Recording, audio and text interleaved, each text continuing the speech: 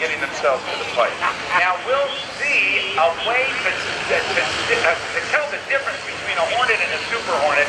One of the ways is to look at the jet intake. The jet intakes on the C model legacy Hornets are sort of semicircular and small. On the Super Hornet, they're very large. There's also a difference in the sequence of the blinking lights on the tail.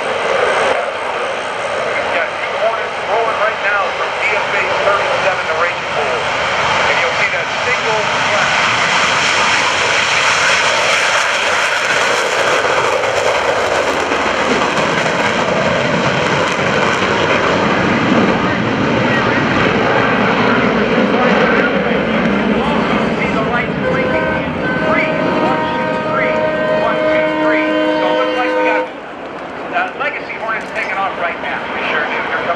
On the roll.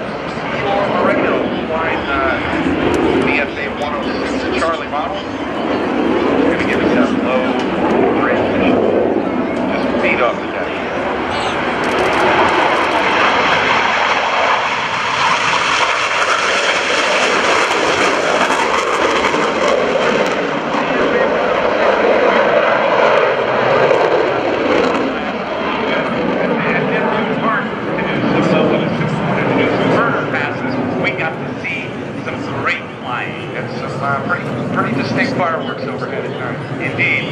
The Hornets and Super Hornets. Now, there's one other thing before we get into it, before they come back in.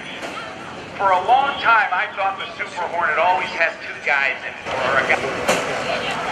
So we're going to see a simulated fight. So these guys are going to consider themselves enemies on this demo, right? They sure are. So here we go. We've got one coming across here on the right, one on the left.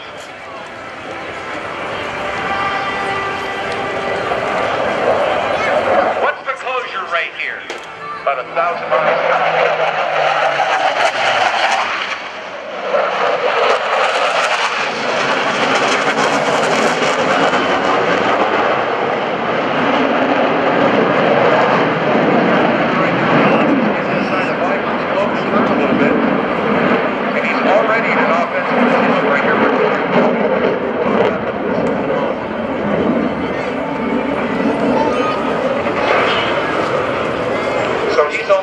Mile behind the Viper right now. He's closing in. He's thinking about taking those missile shots, and eventually he's going to get into that sweet spot we call the control zone. And when you're in the control zone, with your aircraft under control, we call that saddling in.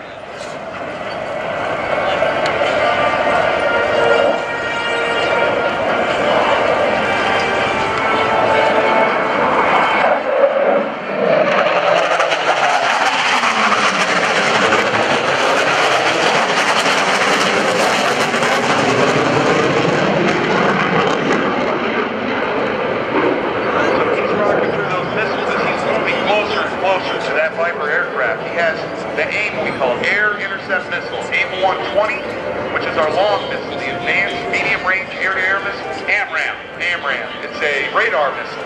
We also have the AIM-9 Sparrow, and we have that, excuse me, the AIM-7 Sparrow, and then the AIM-9X Sidewinder, which is that heat seeker. Now the AIM-9, I recall being around for over 40 years. It sure has. It's been around a long time, and we're on the X-ray variant right now, which is, it's unbelievable. The technological advances that have come forward, that will actually link with that joint helmet mounted queuing system. We're now as they do that, though, well, continue on. I have a question later. You bet. This will happen right after the merge. We've got 2 more aircraft approaching from the left and the right for a merge, and we can expect this fight to go straight up into that blue portion. So this will be the vertical fight. It sure will. Ragin 1-2 Manto.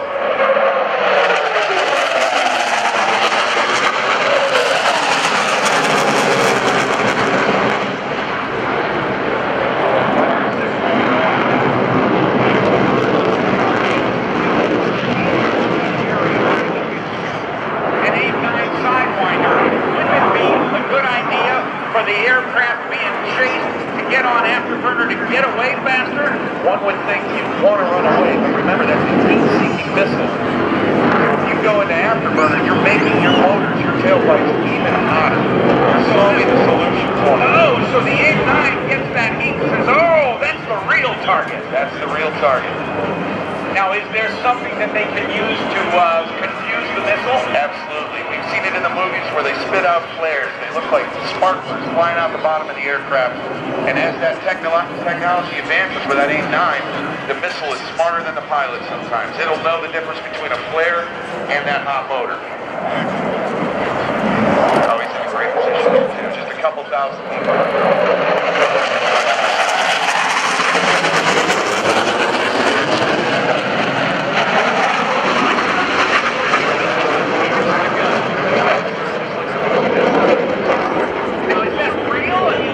Would that be going through his head? Absolutely. Those missiles, for safety reasons, when they come off the jet, they are safe. They will not detonate until they're far enough away from the friendly shooting aircraft. Just in case that aircraft's right in front of you pull, the missile will hit it, but it won't go high order. The detonation won't happen. So we rock back to guns, saddle into that control zone, and the nice thing about the control zone is there's nothing anyone can do. Once you're behind them, they can turn left, right, hit those afterburners, they're not going to escape you. So here we are in the scenario, folks. We just gained what we call local air superiority, which means we own the skies overhead, and we're going to bring in our friends, the Tridents from HSC 9. They'll be coming over your left shoulder. You can see them just above the hangar now. Today, the Tridents have a very precious cargo aboard, members of the Naval Special Warfare community. We know them as SEALs and the folks that fly with them and work with them on the ground. From the left, observe the Tridents insert America's premier commandos.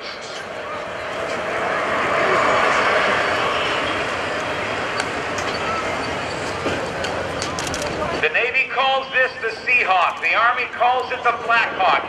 Irrespective, it's still a very, very important tool for all the services that employ it. Absolutely. She's light, she's powerful, she can maneuver, she can stop on a dime. And like we talked about earlier, they can slap weapon systems on the side and loaders for bear.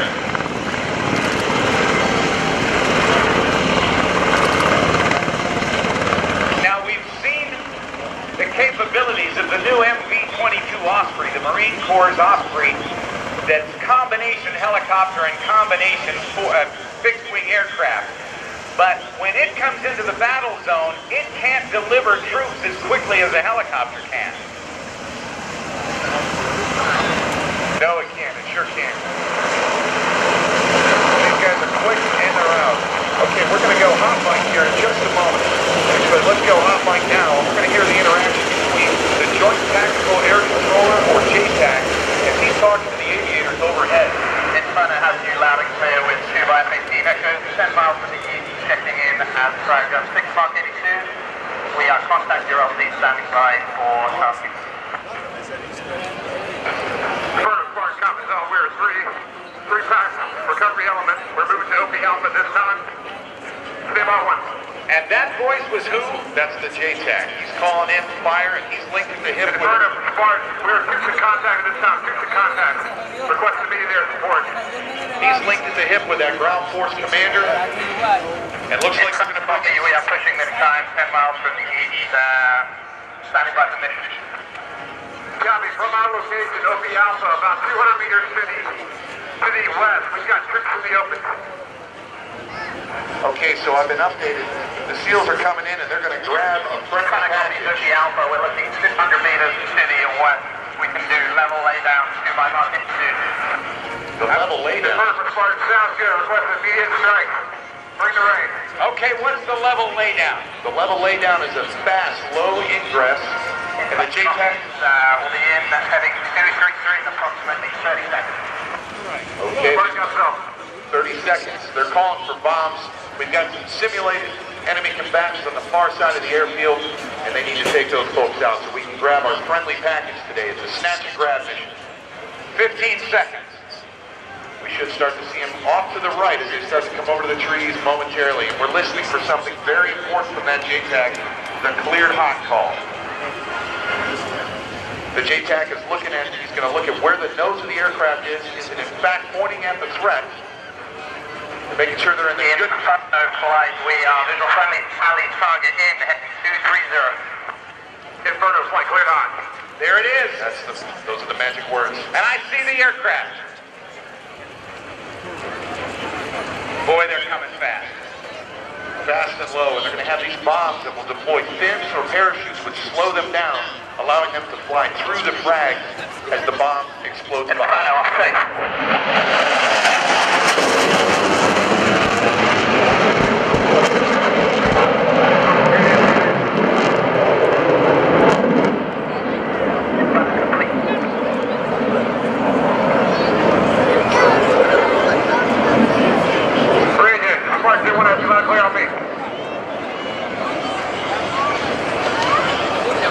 That was Inferno 1-3 and 1-4, Frenchie and Hacksaw, and they're egressing low quickly out of the fight to the right. Now they were coming up. Inferno's hit. Go northeast, approximately 50 meters. We got additional troops in the open. They're setting up for an ambush on our location. Looks like Ragin northeast, 50 meters. Ragin pushing. Ragin 1-1 and 1-2. They're going to be coming from our left side. They're going to use this pop maneuver. It's an attached pop where the wingmen will follow the lead through the air, pop into the air, roll on their backs, identify the target, and drop bombs down, listening again for that cleared hot call today. It's an attached pop because the two of them are together. They're giving each other the mutual support. They can look through each other, see if there's any threat fire coming from the ground. Inbound will be popping up from the south. Goodbye, Mark 82. Sorry, Captain. And seeing if any air-to-air threat is coming down. And they're doing that low, fast ingress to stay below the enemy radar and sneak in and surprise the enemy as they're on the ground. Interestingly, that's what they did in the Doolittle raid in 1942 as the B-25 flew 100 feet over the water, got beat dry, hopped up to 1,500 feet and delivered their bombs on target in 5 Japanese cities. There's the bomb. Watch from the left. There they are. Quite a few. Target, visual friendly, 050. They roll over on their backs. They sure do. They just got the cleared hot. Looks like Bisbo and Manto are going to drop.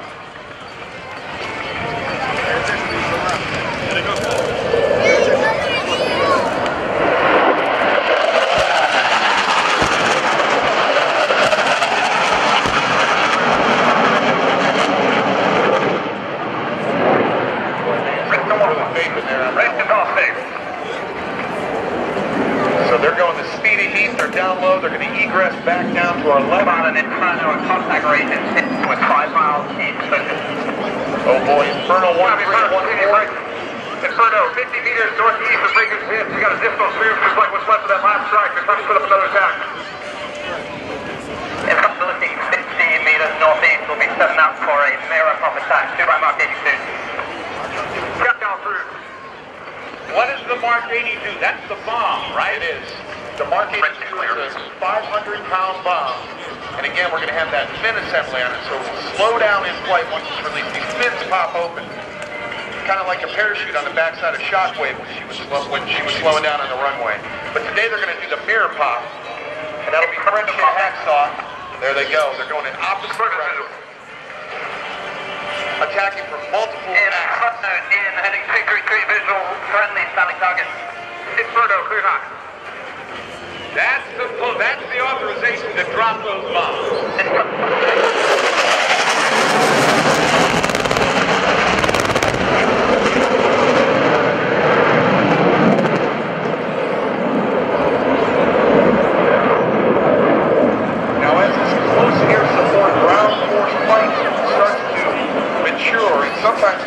complex.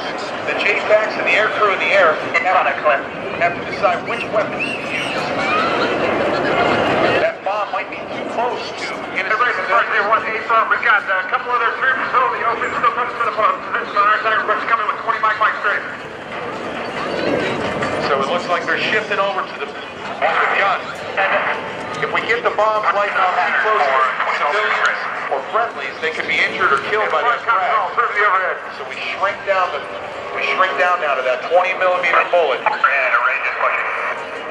And they're going to bring that laser beam right on in. So this is going to be a strafing run. We can expect the Ragians to arrive from the left.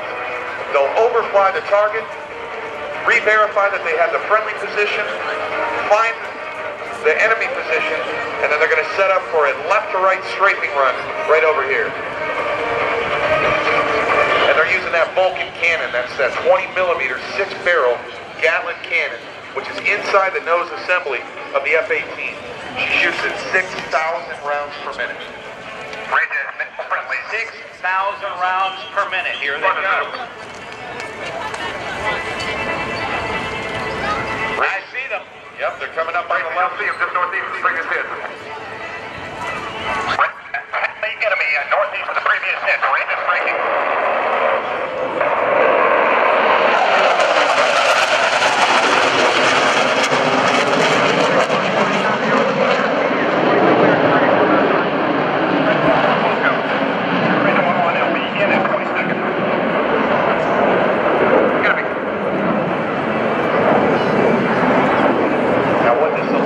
He'll be able to put some bullets down on the ground, and Dash 2 can correct from Lee's hits. Ranger 1-1 and visual friendly, testing target, heading at 050. Ranger 1-1, clear out. Cut down.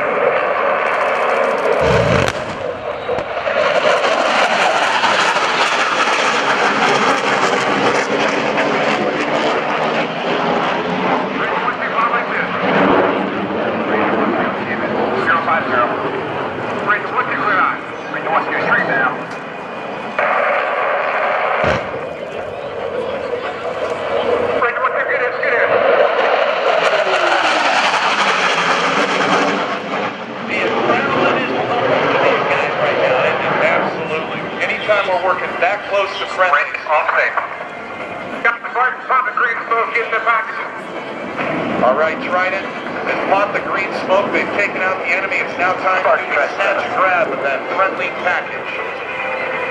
Yeah, we're visual the objective this time. We're going to go secure.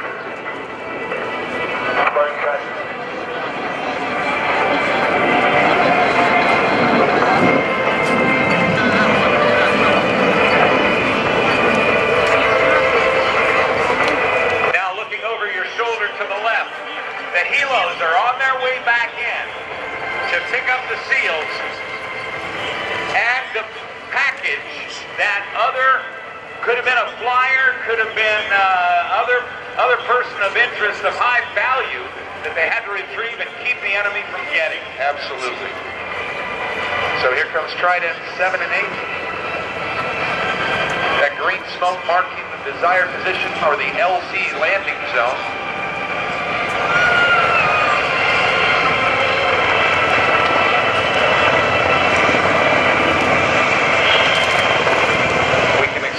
Special operators are going to escort the package into the rear aircraft.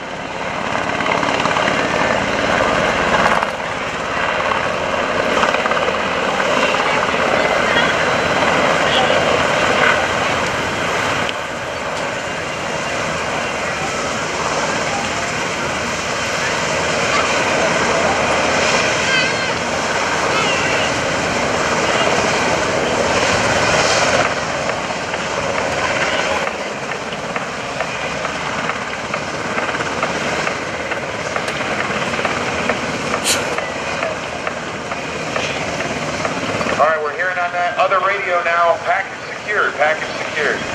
Lead aircraft is going to pick up our special operators, take the boys home to safety.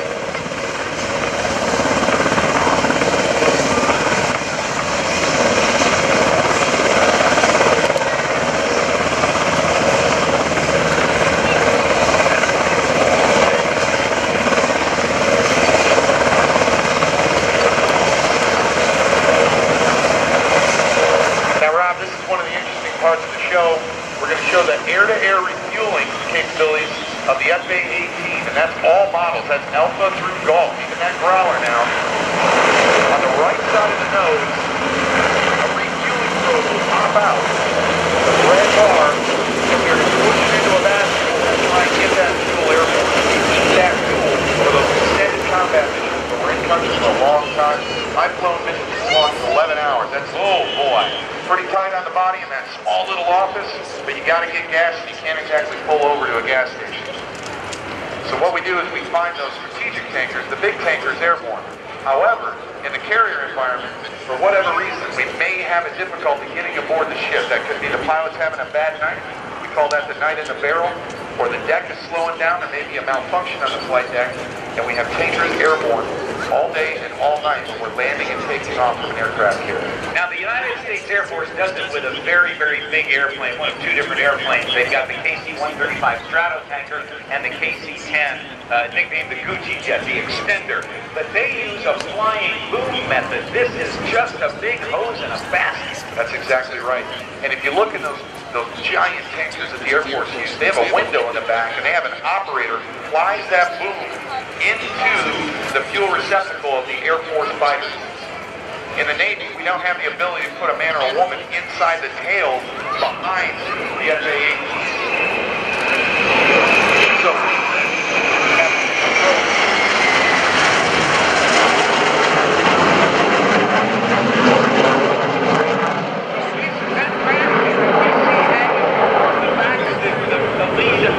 lead Hornet.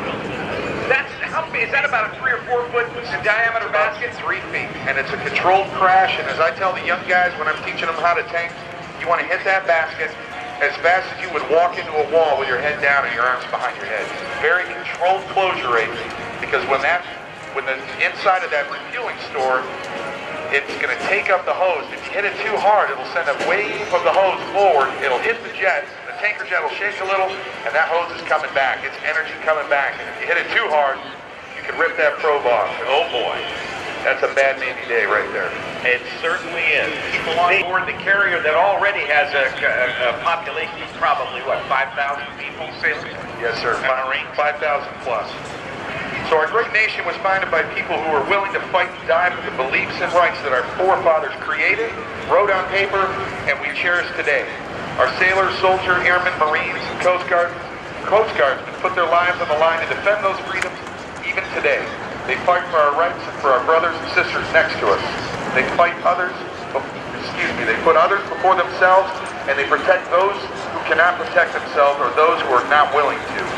They're even willing to make the ultimate sacrifice, and many already have. At home, lives shatter, homes crumble, and hearts break. We do our best to bring them all home. Unfortunately, sometimes we're not that lucky. For those who do not return, we hold strong, we'll never forget, and we'll stay vigilant until they all come home. Overhead right now, Lieutenant Joe Torgensen and Lieutenant Kodiak Galvin have dropped off Navy Chief Ron Condrey, an active duty explosive ordnance disposal expert. He's got a very special display he's going to give us today. Indeed he does.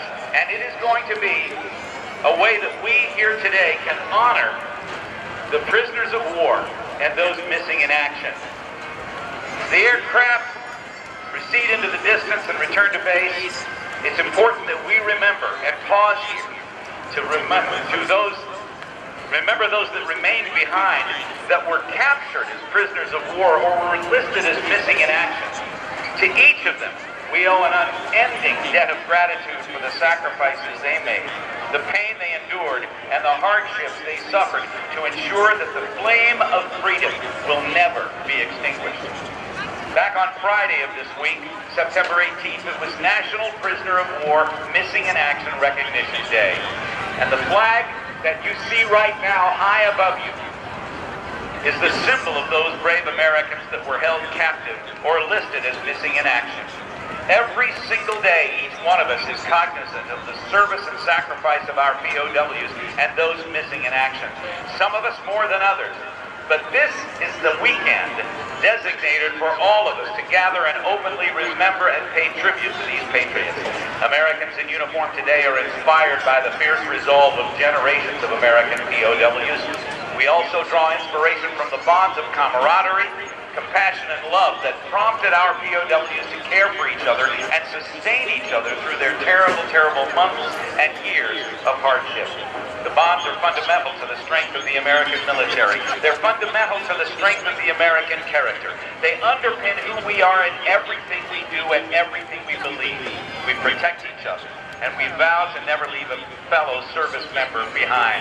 As he approaches the last 800 feet, let me remind you what George Washington said. The willingness with which our young people are likely to serve in any war, no matter how justified, shall be directly proportional to how they perceive the veterans of earlier wars were treated and appreciated by their nations. We can't forget, and we won't forget. Ladies and gentlemen, the POW-MIA flag.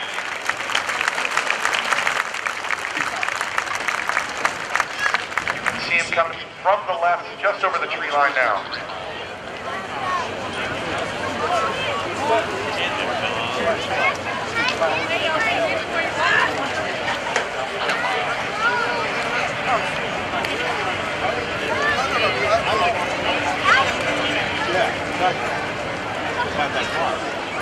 Here comes the Delta formation.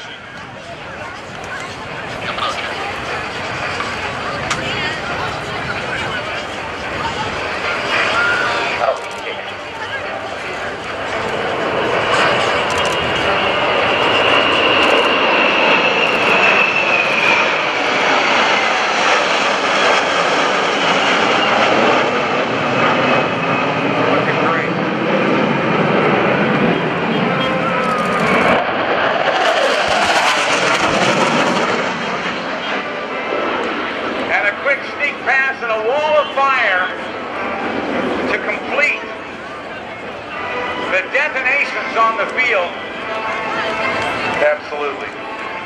It takes many dedicated young men and women to maintain, fix, and fly these aircraft, and I got to tell you, there are none finer than here at Naval Air Station Oceana. These are pretty daggone new.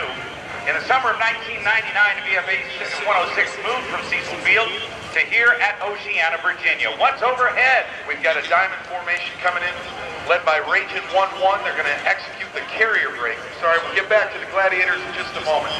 So every single one of the fixed-wing aviators that flies around an aircraft carrier has to master getting aboard the first time as efficiently as possible. He's going to kiss off the left wing first.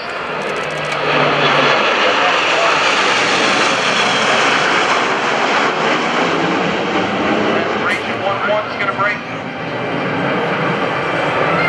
And finally, Viper 6 on that right wing. So you were talking with Goat earlier. Sometimes that carrier is working in very confined water space. We've got to get down on deck quickly, as fast as possible. The Gladiators are part of the largest squadron with approximately 1,200 Navy and Marine Corps personnel and contractors and government civilians, as well as foreign instructors and students from countries such as the United Kingdom, Switzerland, France, and even Australia. They typically have over 90 FA-18s of various models assigned. They have permanent detachments at both Naval Air Station Key West and also at El Centro, and here they focus on the air-to-air and the air-to-ground training respectively. And they are also the squadron that provides the demonstration aircraft for air shows around the country for the eastern part of the country. Absolutely. They taught me how to fly the F-18s years and years ago. That's where I learned how. I want to give a special shout out. Oh, here comes a flight of 3. They're going to come in and execute the fan brake. That's the Inferno flight with our airborne spare today.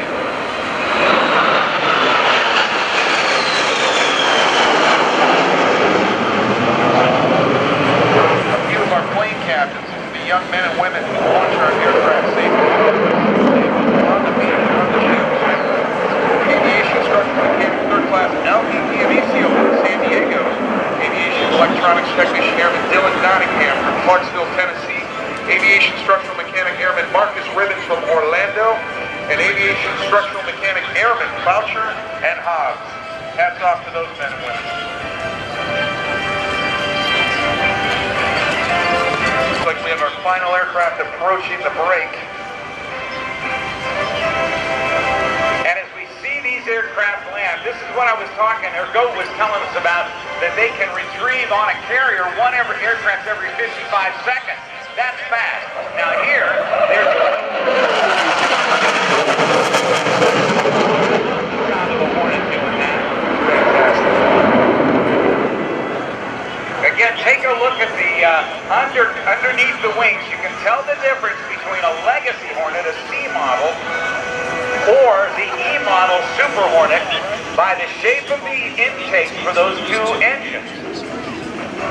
If they're rectangular or square or kind of slanted back but squared off, those are the Super Hornets. They also have the triple blinking on the wing, on the tails of the lights. Now there's also another different version, a couple of different other sequences of lights to help tell the different models of the Hornet apart. Absolutely. In the evenings, when it's dark out and we can't see too well, we can find each other via those strobes. But if you see the double strobe, that's the tanker, and he's hanging out waiting for you to come get gas. Got gas. Got gas. That's absolutely got gas. And I'll tell you what, when you're a young man or a woman having the night in the barrel, you can't get aboard. There's nothing better than finding that double strobe, getting in there and getting that well-needed drink of gasoline just so you can get back on deck. We like to stop the first time every time we land. Indeed. For many years, 4 wires stretched across the deck of the carrier, but some of the, which carrier has now gone to only 3 wires? Why the change? The Bush has gone to 3 wires. It compacts the space, and we don't need 4 wires. I do. I'm not the best ball flyer. When they went from 4 to 3, I'm like, well, that's 1 less wire. But we're now down to 3, and the target is to land right in between the 4 wires, so right in between the middle, the 2 and the 3 wire. Now they're trying to target right on top of that middle wire, the number 2 wire. So from the George Herbert Walker Bush and newer ships, we're going to go to 3 wires. There's excellent technological advances that are coming in the future.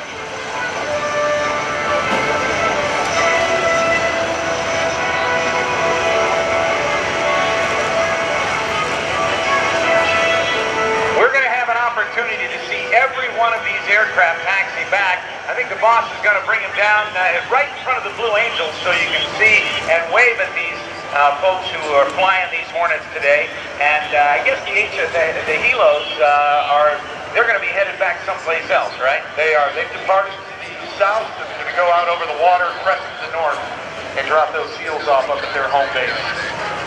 The Geico Sky Typers will be taking off in about 7 minutes. They will get into position, and they will be then doing their full demonstration. We are going to have a little bit of a break in the action. This will give you a chance to do what you need to do to either get some more sunscreen on, make a pit stop, or as we get newer and newer aircraft, that the next generation should come online. The air-to-air radar capabilities and the air-to-ground radar capabilities just keep getting better and better. And they've shrunk down that phased array radar on a ship and put it inside of the nose of some of these airplanes. Unbelievable capability. Now there's another thing that's been going on that I had seen in some of these pilots here. There's the helmets have changed. And of what used to be a helmet with a visor that just came down, just an Oakley treated visor that's tinted visor for the pilot. Some of that's changed. It looks like there's a whole bunch more stuff in front of his or her face. I think they look a little bit silly. They protrude a little bit out of your forehead. But what happens there is you have a reticle just inside your eye. A reticle? You can look, and you have what information that you're looking through in the helmet. And we talked about that A-18E X-ray missile earlier, that Sidewinder, the newest variant. When the pilot looks, the missile will look as well. Put a circle on those hot exhaust pipes, that Viper aircraft, and drop the speaker head off. Just by looking at the amazing capability. It's a lot like the video that was the younger man's sport, now it's the older man. We have to learn the math. We're learning from the younger people. So the reticle is like a sighting lens right in front of your eye, and you're able to focus on that? Absolutely. It's reflected energy. We can also use it in the air-to-ground environment. Look down on the ground, hit a button, hold it, and look at that spot. Ladies and gentlemen, Ragin 1-1.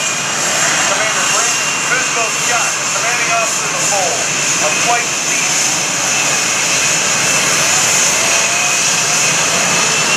Flying Ragin 1-1. Jonathan Manto-Pesca, also the Ragin Bulls.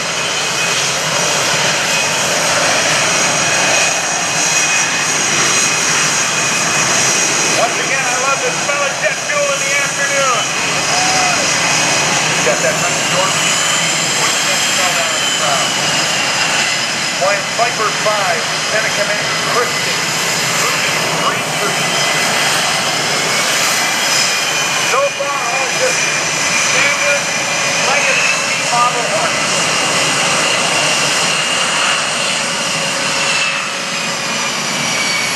Viper 6, Lieutenant Commander Beck, Roy Boyd.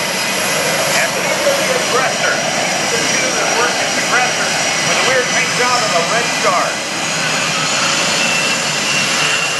Super Hornets coming now. Here they come with that triple flag so far you take. Flying internal one, Frenchie Smith. United Kingdom is a British pilot. He's on exchange over here, learning how to fly the Super Hornet and contributing to Sunliners. And that's one of those helmets. There he is. He's wearing the joint helmet on his head.